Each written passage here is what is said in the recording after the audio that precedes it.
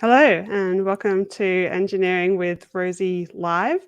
In today's live stream, we're going to be talking about, we're going to be ranking climate solutions in a tier list, continuing on from the recent videos that me and my amazing guest today, Dr. Adam Levi, aka ClimateAdam.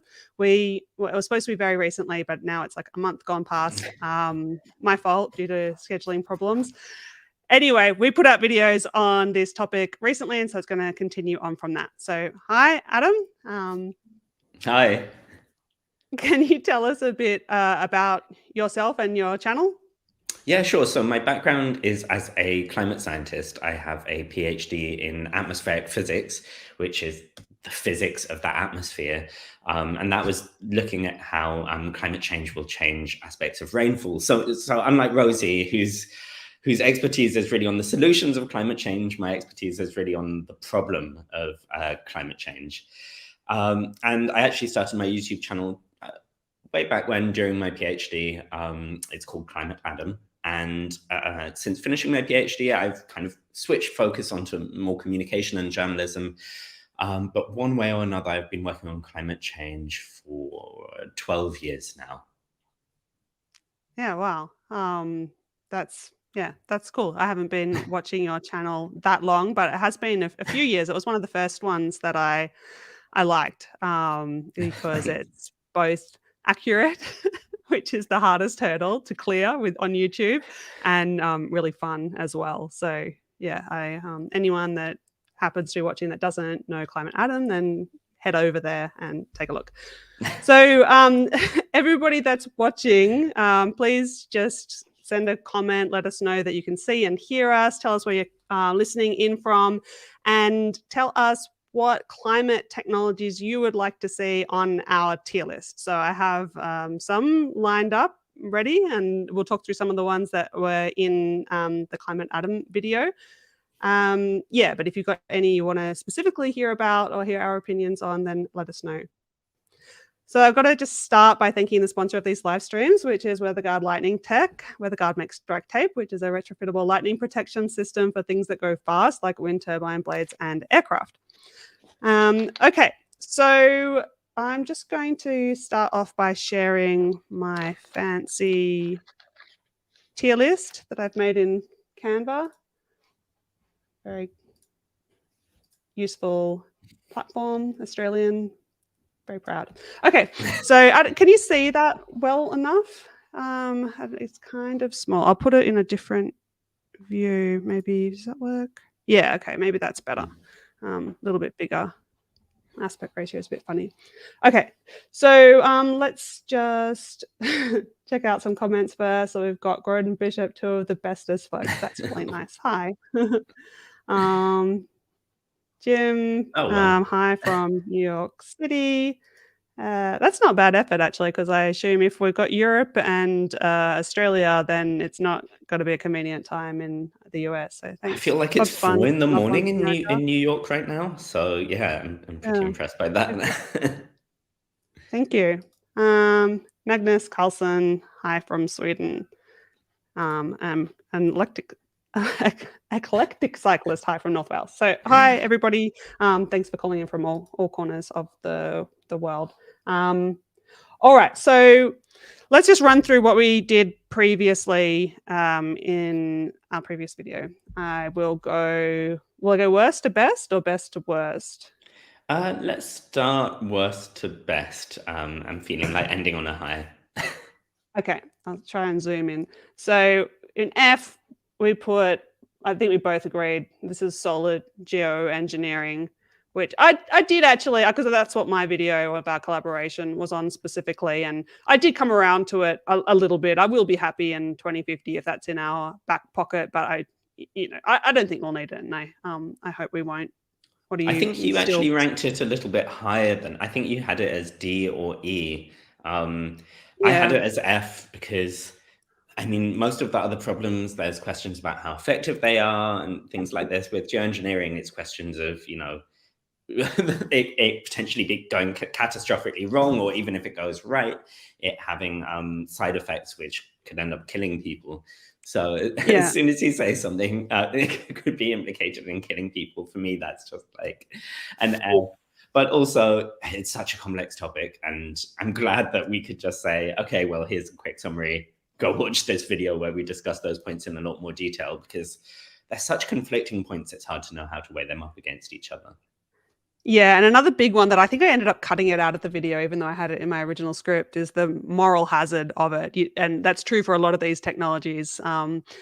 If we fall into the trap of thinking that there's a solution that, is just going to be, technology that we just plaster over the top of business as usual, then just worry that we won't work hard enough. But I do think we're getting a bit past the point where we have to worry so much about that. But certainly, in the early days in Australia, the early days of climate change, we were all talking about clean coal all the time. And it was just like, okay, this is a real distraction from what we really need to be doing. And I feel like the situation with climate change now, tragically, is that we've left it so late that argument just doesn't make sense anymore. We need all the tools we have at our disposal and more. So if anyone says, oh, we don't need to do X because we can do Y, it's like, well, great if Y works, but then we also need to do X still. Yeah. Okay, let's keep moving. We don't want to talk only about the ones we already covered. So these hydrogen, this is a little picture I drew in one of the first videos I did on Engineering with Rosie on hydrogen. It's good for some things, but not for everything. You got anything to add to that? Or? Yeah, I think maybe E was a little harsh, because there are some things which are very difficult to solve, which hydrogen could potentially help with. At the same time, it is really overhyped, and people just talk about hydrogen in everything, where it would be much better to decarbonize, say, using just straightforward electricity. Yeah, I think hydrogen gets talked about so much because it's very easy, like it's a succinct response. You're a climate scientist, and I guess you spend most of your time, especially 12 years ago, you would have spent most of your time trying to convince people the scale of the problem, and then kind of at the end of that, be like, so what's the solution then? And then it's very simple to just say hydrogen is the solution, and then you can kind of move on. And I think it might have gotten a bit more traction because of that, but it's just the classic solution looking for a problem rather than the other way around, which is how we really ought to think of it. But like fertilizer, it's obviously going to need green hydrogen for that, and long duration energy storage perhaps, and a couple of other little things. But I don't know. Let's move past it. Okay, we've got in D was vertical axis wind turbines, I think, and then fusion we just put that because it's too far away. It'll be S when it gets here, I'm sure, but not. I don't think it would be S. Firstly, your when is quite optimistic in that sentence if it gets here, and secondly, I don't think it will be. It's a really high tech, complex thing to achieve. So even if we can achieve it and make a power plant, that power plant would be really expensive to build. And it's not just about whether we can; it's about whether it can compete with the other technologies that we have. And as people can see from these lists, there are lots of other technologies. So I think even if it arrived, it's a big if whether it would even be useful. So I even think D is a bit generous, to be honest. Yeah. Okay. I mean, for this energy transition, it plays no role in this energy transition. Yeah. Okay. Nuclear, just regular fission variety nuclear in C. I don't know. We're stuck talking about nuclear forever if we start. Maybe we should start. I mean, my argument though was just there are some useful aspects of it. There it's very expensive, blah blah blah. So let's kind of put it in the middle. I've never been so attacked from all sides for saying something should go bang in the middle of something, but it's nuclear fission. You expect that. People have strong feelings about it. Yep. C for electric vehicles. Did I want to put that higher? I suspect I would have wanted to put it higher. And I think C was my decision because I was specifically electric cars rather than all electric vehicles. And I guess I think there are often better solutions to many transportation problems, which are more accessible to people who don't have the cash for electric cars and make our cities more livable. So I think electric cars are a really useful tool, but I think there are lots of other tools for improving transportation which often get overlooked. Yeah, less cars is definitely good. One thing that would probably make me want to put it up higher is because I really love the potential of vehicle to grid technology. Mm.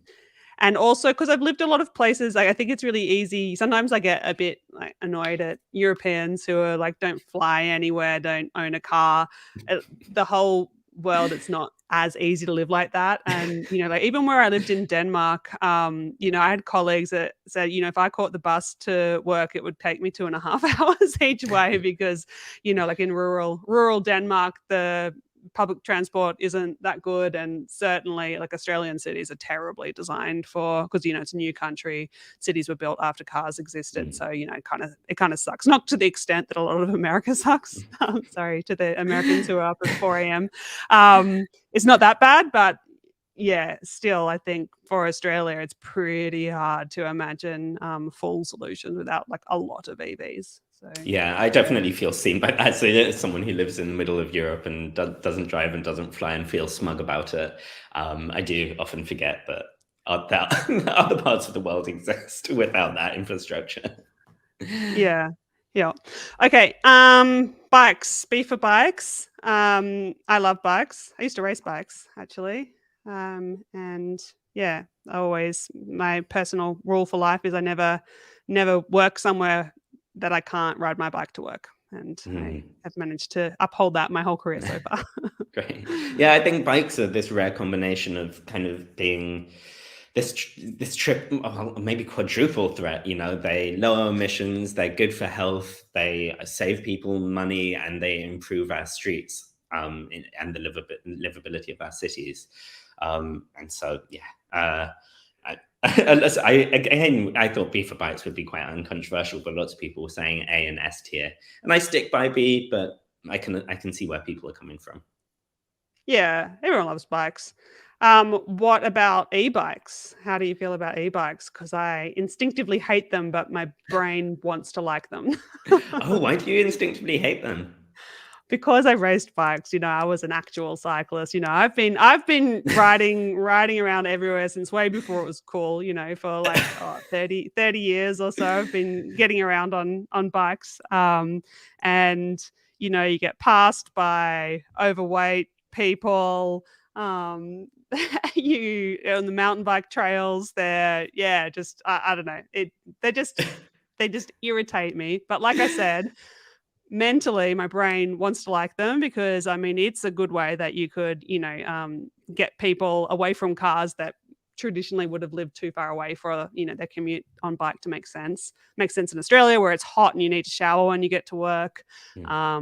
So yeah, what do you think about e-bikes though? Yeah, I understand where you're coming from, but I think a lot of the things you mentioned are actually super positive. A lot of the things I don't like about conventional cycling are the fact that it's often very exclusive, either because there's not good enough infrastructure for people, because you have to be a really fit racing cyclist to do it, because there's this snobbery around it.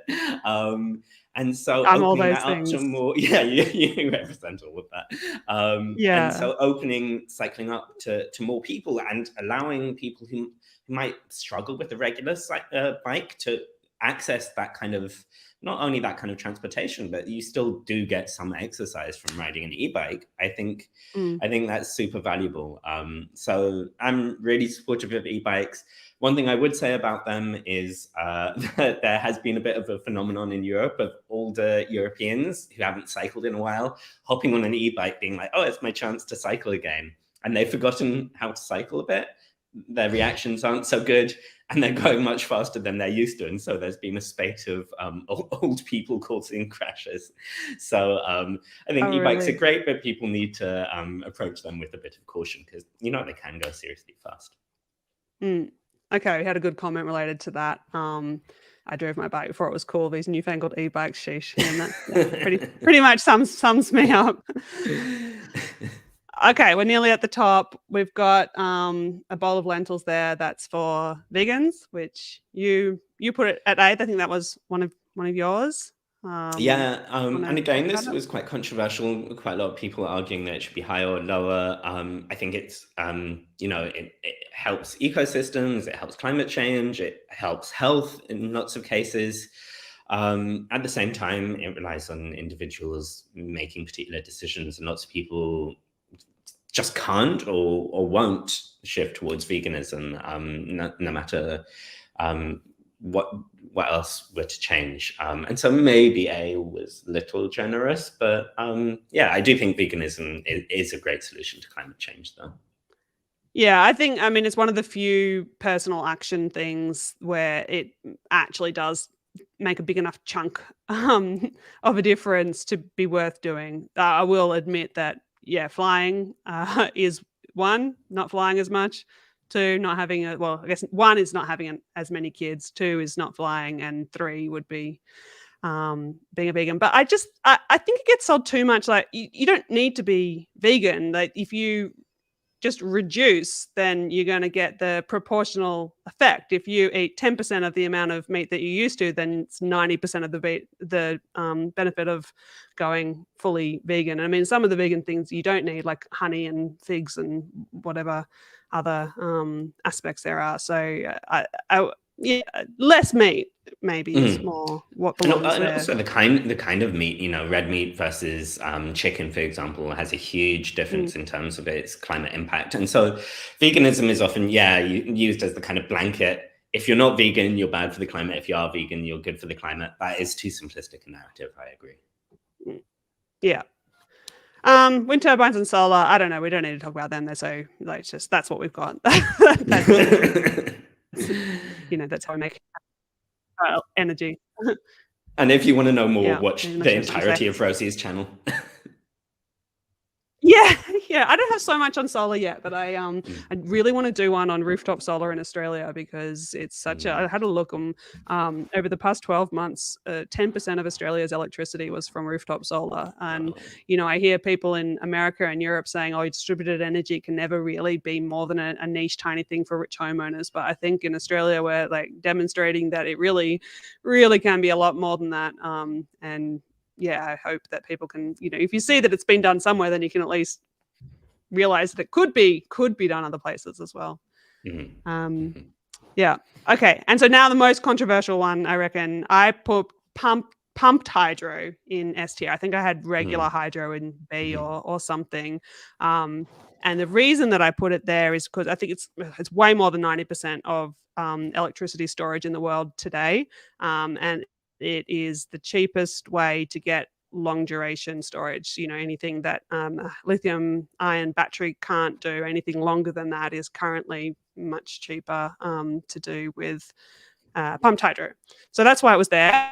But there were lots of surprised comments disagreeing. And I think that you also have some criticisms to make about hydro. So let's go for it. let's work it out. Yeah, so I agree that I think hydro has this huge storage potential. Pumped hydro does, and then hydroelectric power is, also for some countries is an incredibly dominant source of energy.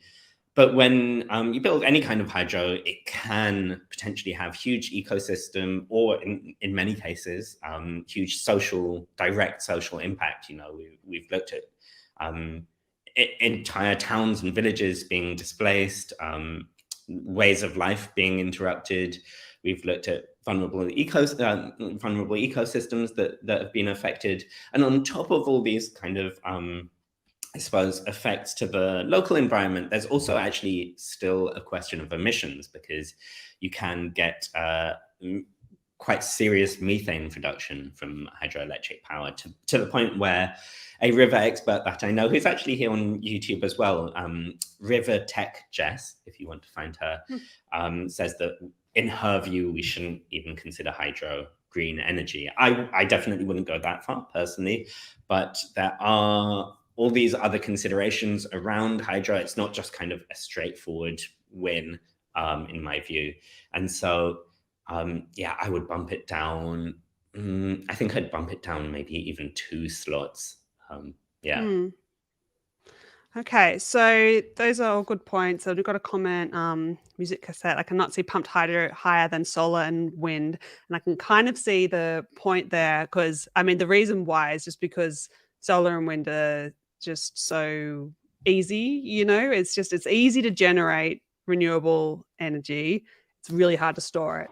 But the only reason that we need to store it is because it's so easy to generate it, kind of. And, if I think back to myself at the start of my career in renewables, about 20 years ago, I never imagined that solar and wind would be just easy, that's kind of a freebie. It was definitely not at the time. It was super, super hard, super expensive. We all thought that the goal was going to be to convince everybody to spend more on wind and solar so that they could save the planet. And that's not where we're at now, because these technologies have done so well. So maybe they should be S tier, and they're so S tier that we don't even appreciate how good they are anymore. Yeah, I mean, wind and solar just are.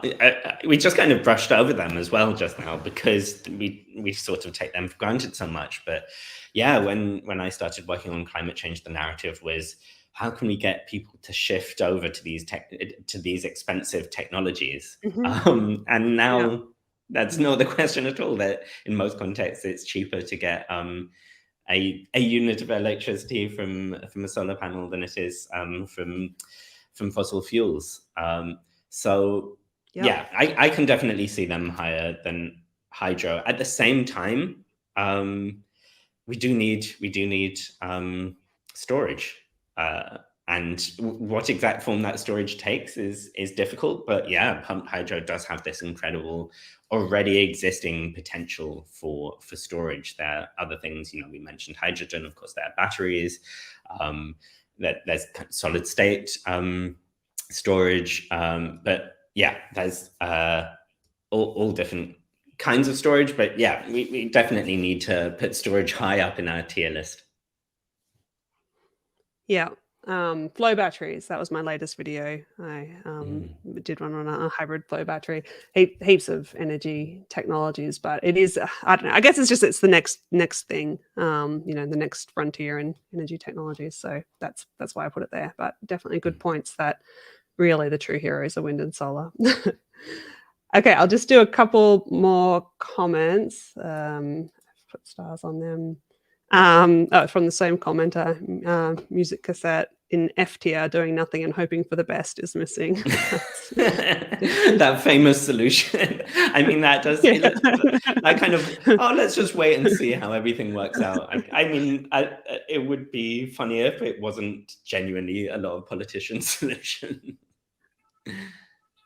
Yeah, but there's what do you call them, the confidence intervals on all of the temperature range, right? So there's got to be some sort of percentage likelihood that we do nothing and everything will be fine, right? I don't know what it is, considering that we've already experienced warming. Maybe fine is pushing it too far, but yeah, you're the scientist. Tell me what. I'm trying to. That's legitimate. I'm genuinely picturing the do nothing curve in the latest Intergovernmental Panel on Climate Change report, and the likely range of that. So the lower limit on that is still above the temperatures of the Paris Climate Agreement. So that means, I think that would mean that there's only a 15% chance of being lower than that range. And I think the lower half of it is something like 2.5 or something. So even in that case, even if we hope for the best, doing nothing would be very unlikely to keep us safe.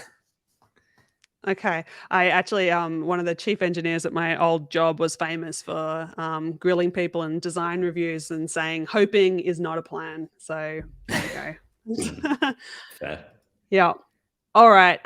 Michael Mueller says, what about carbon capturing? Is it up there in the list? It wasn't, but we are going to talk about it today. And then another comment from Photo O. Very curious to see where trees rank on the list, which isn't something that I thought of, but I have just quickly gone and found a picture of a tree to put on there because that's a good point. And I often, people are always saying, we just need to plant trees. So we can talk about that.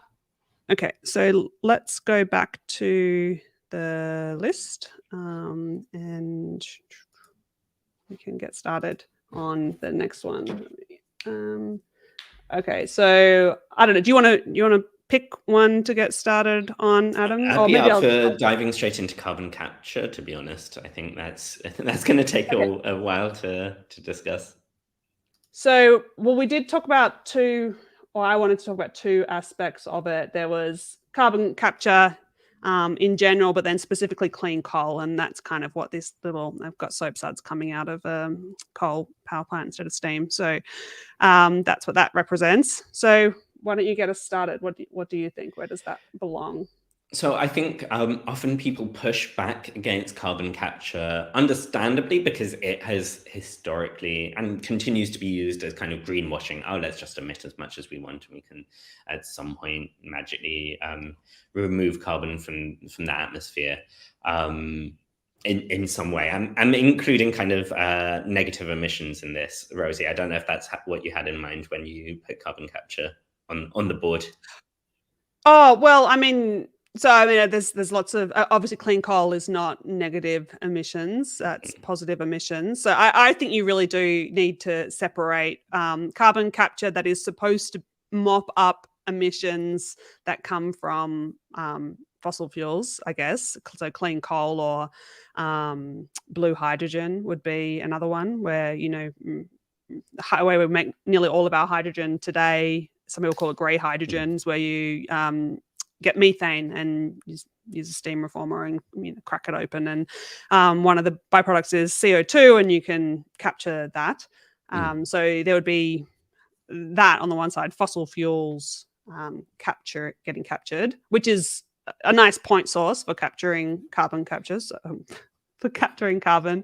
So technically quite nice, quite good bang for your buck, but you don't need to generate power with a coal power plant anymore. We've got wind and solar sitting there in A, or possibly should be in S tier. And then there's carbon capture, the ones that you could argue, you could make a defense for. So I'm thinking carbon capture for cement would be one. There are alternatives, but none of them are as easy as carbon capture, not as mature. And then, BECCS, bioenergy and carbon capture, where if you take trees that have absorbed CO2 from the atmosphere to grow, then you burn them, that CO2 is removed, but you capture it, then you can end up carbon negative. I'm always careful not to say you do end up, because you can certainly ruin that equation by transporting and processing and all sorts of complications with the way that forests actually capture carbon. Is that sort of your thoughts? Or yeah, I think that's a good summary. I would say, I think carbon capture on fossil fuels, that equation really doesn't make much sense. Like, the argument for keeping on fossil fuels is that they're relatively easy and relatively cheap, and I mean that is no longer so much the case relative to renewables anyway. But then slapping carbon capture on top of it makes them a lot more complicated, a lot more expensive, and generally you still have some emissions leakage. All of that said, though, reaching 100% decarbonization is difficult just using renewables. We've spoken about storage as one of the tools to plug that gap. Nuclear could also be one of the tools to plug that gap. It's possible that fossil fuels with carbon capture and storage could be one of those tools. For example, some of the plans in the UK to reach net zero suggest using fossil fuels with carbon capture and storage, just for a little bit of that final push to full decarbonization. But it's quite a big if, and there are quite a lot of hurdles to get around, and there are other technologies which could do it.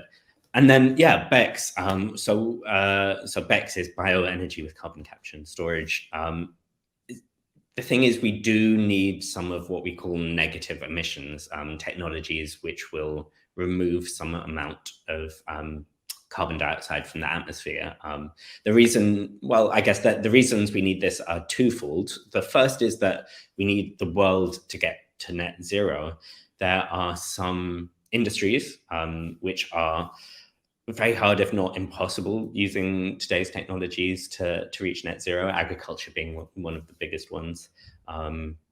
And at least agriculture which looks anything like what we have today, which serves anything like the world we have today. And So with all of that in mind, you need to start removing some of the carbon dioxide so that equation equals zero.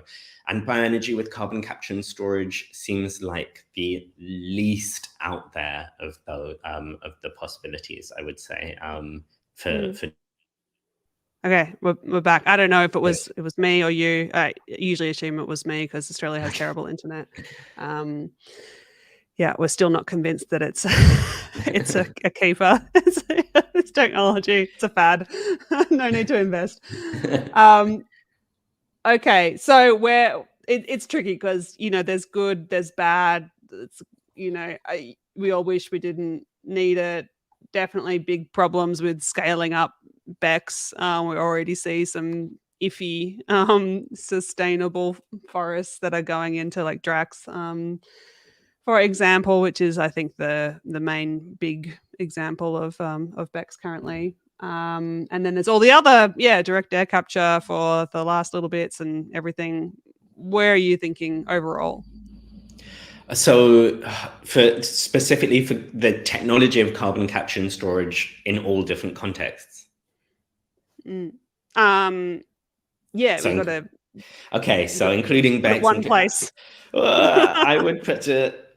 Oh gosh, I think I would put it C. Yeah, agree. So I think it's probably worse than nuclear for reaching that 100% that I spoke about. But when you think about BECCS, that's already potentially, if done well, and you think about all these caveats well, it's potentially an incredibly valuable tool in our belt for removing carbon dioxide from the atmosphere. Yeah. Okay, cool. Let's move on to, we've got to start getting through them quickly. Sorry. But let's move on. No, it's not your fault. We did know that would be the one with probably the most talking. We'll go to trees because it's kind of related, obviously, to BECCS. There's been some good comments about it. So, so Photo O says trees deserve to be S tier. And then has done a calculation, which I am not going to endorse. I haven't seen the assumptions, but 175 or 60 trees per person, potentially in the range of that. I don't know, it seems low, intuitively seems low, because I have definitely seen studies that show that trees is not enough on its own, because there aren't enough places to plant trees. You can't plant trees everywhere. I think somebody mentioned that they didn't think that those numbers stacked up, but we won't be able to go into it here. And then I'm just going to quickly do the related point, which we have. This wolf is here for rewilding. And so the social downclimber has pointed out that, basically planting a lot of trees is kind of like rewilding. So, better than any kind of mechanical or chemical carbon capture systems that exist. Ocean fertilization is the only thing that can come close for effectiveness. So what do you have to say about trees and rewilding? We'll do them both at the same time. Yeah, so I think they do have incredible potential, not just for removing emissions from the atmosphere, but also improving ecosystems, improving the environment around particular places. Forests can lower local temperatures, for example. So I think rewilding, and even more important, that protecting for example, forests and wetlands and things like that still exist, are absolutely vital tools in our belt. But they are tools with limits, and I think that often gets left out of this discussion. We don't have infinite land on which we can do this. We have actually, in lots of cases, very tight limits on land and where we can do particular things. And we still have to do things like producing enough food. And so we can't just keep doing this indefinitely. It's kind of a solution with us, with a top to it. Whereas a lot of the other things we've spoken about, you could, I'm trying to think of all the examples, but you could do them to a very, very large extent. With rewilding, you butt up against rewilding and planting trees, you butt up against land limits. Really quite quickly when you start doing these calculations. Yeah, Yeah, I agree. I mean, obviously, you need to take it to the logical conclusion. You rewild the whole Earth, and you are probably going to get back to net zero. But it means that we have to have a lot less humans if we're not going to have cities or a lot of agriculture. So yeah, that's yeah, I don't know. But then again, I mean, my point for caring about climate change is mostly to do with natural environment. I feel really sad that we're making animals extinct that had nothing to do with it, and just it's just nature is lovely. So I would personally want to put rewilding at, I don't know, it's hard. We should definitely do it a lot, but I don't actually think it's going to be a really big part of the solution to climate change, given where we are now. If we had started 100 years ago, then sure. Yeah, I would say it's an okay solution to climate change with some really good co-benefits. Is how I would categorize it. And I would say that specifically for rewilding, planting trees is often done in a way that is, just monocultures and things like that, just planting a whole bunch of trees really quickly without much consideration for the local environment. So just planting trees on its own can be actually done quite poorly and not really have these co-benefits for animals and for the local environment. But rewilding itself, I think the co-benefits are really great. So I would say, I would put rewilding in A tier, I think, because of those co-benefits primarily. In B? Trees, I would maybe actually put in C. I think it is a bit overhyped. I think there are certain, for example, YouTubers who just say, "Oh, let's plant a whole bunch of trees and we'll overcome climate change." It's definitely a great thing to do, but I think the narrative is overhyped, and so I'm going to punish it for that and put it in C. It's also definitely been associated with a lot of greenwashing, by electricity from us, and we'll plant enough trees that it was like it never existed, and that's certainly not how it works. If you look at some of these commitments, there are enough commitments to plant trees to cover the world in trees like 10 times over or something like that. So yeah, people have just avoided doing action and invented some imaginary number of trees as an excuse. Okay. I'm doing a video. I'm in the middle of working on a video on BECCS, and I'm going to start that with, why don't we just plant trees? And so I am planning to go into the studies on that show how it doesn't scale as well as a lot of YouTube commenters think that it does. Okay, so I'm just looking if there's any more good comments. We might save them for a little bit. Let's go for some fun ones, fun and quick. So this one, this is supposed to be a can you see my this one's supposed to be a rich guy with a fork. So this one is Eat the Rich. That was one of the suggestions on your video. Yeah. How does this I had a couple of thoughts when the first thought I had is, we always talk about the carbon footprint of food, and if we were eating the rich, that would probably be, or certainly be, the most carbon intensive source of protein. Yeah, because you get the double hit of yeah, and all the emissions they won't continue to create in the future after they've been eaten. That's true. So maybe you can put that carbon removal. I was just thinking, you think of the energy to grow the cow, you need the energy to grow the rich person. So that was my first thought, is that there's just so much CO2 required to make the rich person in the first place. Better just eat a steak even than that. But then more seriously, let's talk about the impact of richer people on climate change. So one study has estimated that the richest 10% of the world's population is responsible for 50% of the world's emissions. And before you start getting your cutlery out for your eating the rich party, it's worth mentioning that I think the richest 10%, the threshold for being in the richest 10%, was around $37,000. So I think we in relatively richer countries, maybe don't realize where we are on that global scale.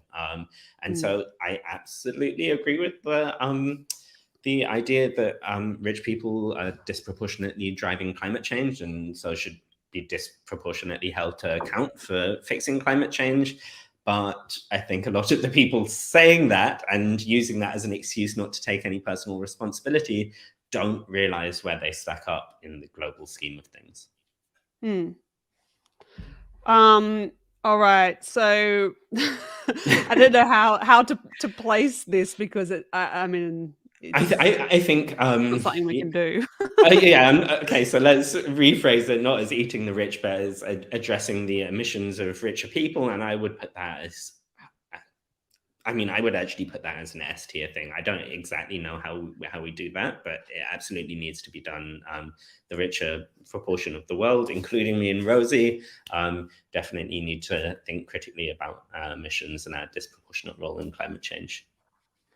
Yeah. And I think, there are some billionaires, for example, that are, doing good things with that money. So in Australia, we've got Mike Cannon-Brookes, who was he founded Atlassian, a software company, and he does really, really smart stuff with his money. So, that billionaire doesn't deserve to be eaten. And I don't know. I always think, like, some of these technologies, I don't know if we actually talked about direct air capture, but we should have probably when we talked about carbon capture. They're expensive, right? Really expensive per unit of carbon dioxide that you can remove. I think if you're getting in a private jet, then you should be, spending the same amount of money you spend on your jet, you should spend it on a climate solution like that. Something that is way too expensive to give good bang for its buck now, but we foresee ourselves needing eventually. They should be funding that. That's my opinion on the rich. This is actually one genuinely proposed solution to aviation. Aviation famously incredibly difficult to decarbonize. But if we required private jets to shift towards decarbonization using whatever technology possible, that could really push forward the technology development needed, which really isn't being pushed forward as rapidly as we need it within aviation. So yeah, forcing rich people in some way to pay for these tricky climate solutions, I think could be really awesome. So I stick with S tier. Yeah. Okay, cool. Agree. We're not going to be able to get through all these. I'm trying to think. So let's see what people want to see. We've got zero emissions mining. We've got this one is supposed to be demand response. It's a duck because it's like supposed to help the duck curve. That's probably a bit too specific. This one is supposed to be white roofs, but I could literally not find an image of a white roof in Canva. So that just goes to show that people aren't doing it enough. Energy efficiency, concrete solutions, hempcrete was one specifically suggested. And we've got thermal energy storage, and especially seasonal thermal energy storage. So why don't you pick one, Adam, and then also viewers, please comment which of those you would most like, and then that will probably get us through to the end. I would pick white roofs, and the reason for that is because a lot of people are just like, yeah, paint your roofs white, it'll cool things down. And yeah, definitely it could help ease, for example, the heat island effect in cities. Similarly, actually, people have even proposed using more reflective plants and genetically engineering plants to have more reflective leaves so they absorb less heat in agriculture, and even spreading reflective beads in the Arctic to reduce to increase the reflectivity of the Arctic and reduce the loss of sea ice. So these are all kind of different. These are still basically solar geoengineering. What you're talking about is reflecting sunlight. You're not spraying something into the atmosphere, but you are reflecting sunlight. And these can all have, even just painting roofs, which seems so innocent, it can, change local circulation and weather patterns as a result of a difference in how heat is being absorbed and moving within the atmosphere. So I think some people just think, oh, it's so easy, we should just do it. Automatic S tier. I think we need to be a bit more careful, even about something which seems so innocent as painting roofs. Yeah, okay. I did mention that in the solar geoengineering video, and they tried in Western Sydney, is really hot part of Australia, and it's a cheaper area for property than the city and along the coast in Sydney. Sometimes the difference in temperature is huge. It's like 5 or more degrees difference. So on the coast, it might be 40 degrees, and in Western Sydney, it's 45. And so they tried to make a planning law that you had to have light-coloured roofs, and it stood for a little while, and then it got overturned because people just desperately want to have black roofs. But it's funny because every time they they would interview people who lived in those suburbs that had just bought a house and land package from a developer, and they would say, I wish someone had told us what it was like to live in a house with a black roof, because they would need their air conditioning running constantly, and it was horrible. And it just, to me, it's just like so annoying that you couldn't do this like one simple thing to make that place just a bit better. But that said, I mean, I don't think it's some massive climate solution. I'd put it at, I don't know, A or B, because it's just not that much downside, but then it's not also a big effect. So maybe B. What do you think? Feel like I'd put it C. I think either you're doing it in a small enough scale, it doesn't have that big an effect. Actually, I think, and then if you are doing it at a big scale, entire regions or something like this, then you do and have the risk of disrupting weather patterns. And so I think it's okay. Yeah, I'm gonna really middle of the road it and say C. Okay, let's. Oops, I'm doing the wrong place. Let's put it B.5. B.5. There we go. All right, and then I'm going to do the last pick is going to be mean for mining, because it's a little bit controversial and it's one of my pet topics. I've started working for a company that's doing minerals processing, so I am, I guess, sort of part of the mining industry now. I mean, not sort of, I am actually. Yeah, so the reason why I wanted to put it's zero emissions mining, right? So it's not like just dig stuff up any which way, because mining is huge emissions associated with it so far.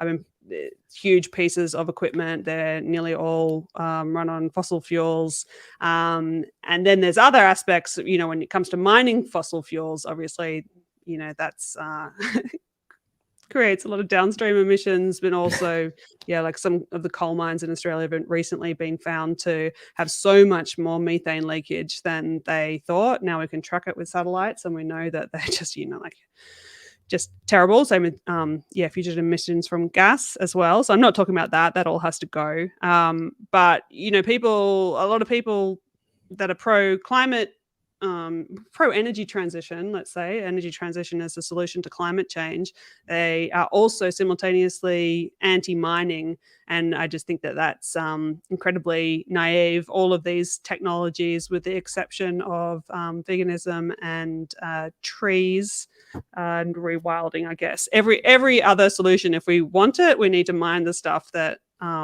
goes into it. If it didn't grow, then it needs to be mined originally to get the materials for it. So I think that greening mining is incredibly important, and very few people are focused on it, because the kind of people that care are just like, mining's bad, so we will just say all these companies are bad. So yeah, I think that needs to go high. What do you think about I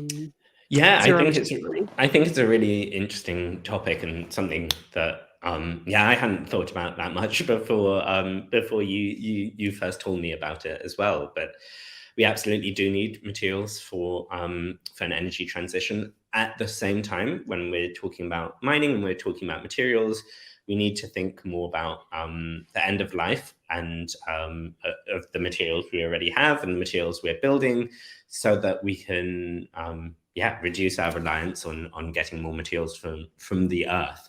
And so certainly mining is needed. But we need to think about the other part of that equation as well, which is how we minimize the amount of mining that we need.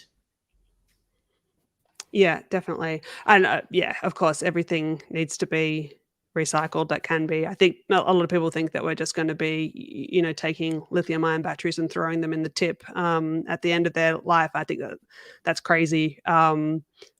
I don't think it would happen even if we didn't care about the environment at all, because, like on the one hand, we've got critical minerals shortages, and on the other hand, people think that we're, not going to bother to use this, incredibly concentrated source of literally the exact minerals that we need to make more batteries. We're just going to throw them away. It's insane.